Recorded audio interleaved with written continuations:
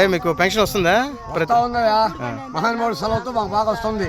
అదే చంద్రబాబు ఉన్నప్పుడు తిరిగి సత్యం. ఈ రోజు ఏంటంటే చంద్రబాబు వచ్చిన పరిపాలనలో మాకు ఏది వచ్చింది అది ఆ పండుగలప్పుడు ఇస్తున్నారు మాకు. అంతకంటే మించి మాకు రాలా.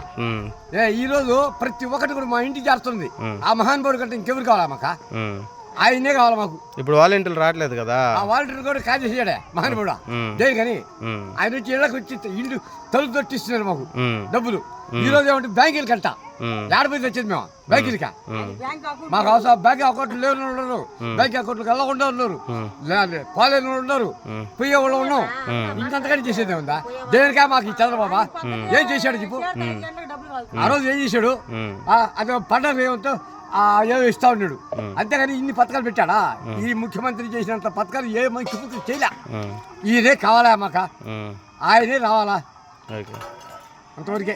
మీరు దేనికి ఓటేస్తారు అయితే? వేసేది ఆయనకే.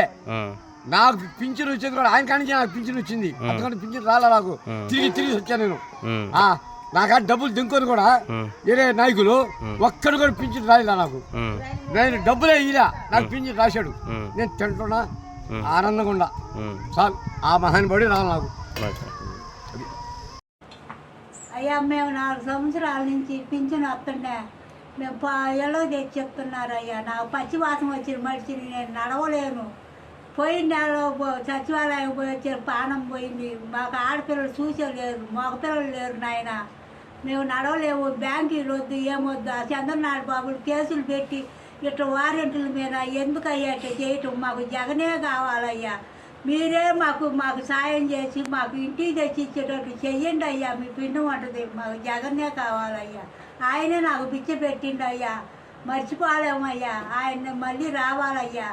ఎందుకు ఆ కచ్చి కట్టి వాళ్ళ మీద అట్లా చేయటం అయ్యా? నాకు అసలు బతకలేని రోజులు మేము అడుగు వేయలేకపోతున్నాయ్యా. పచ్చివాతం వచ్చి ఒక పాటు పోయింది, రెండో పాటు యాక్సిడెంట్ జరిగి చెయ్యిరిగి నడవలేక ఆ అల్లుళ్ళు చూడక పిల్లలు చూడక కొడుకులు లేకపోతే నా పరిస్థితి నిల్చొని నీడలేదయ్యా.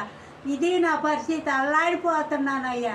మామూలు పింఛనే ఇస్తున్నారయ్యా నాకు. నేను అట్నే ఎవరిని బతులు ఆడుకున్న ఏం తెచ్చి పెట్టడం లేదు నాయన. మరి మాకు ఏం చేయాలి? మళ్ళీ బ్యాంకులకి ఇవన్నీ చెప్పి వాళ్ళ మీద కేసులు పెట్టి ఆ బ్యాంకులకి ఇంత చెప్పులు ఎందుకయ్యా ఆయన పెట్టేది?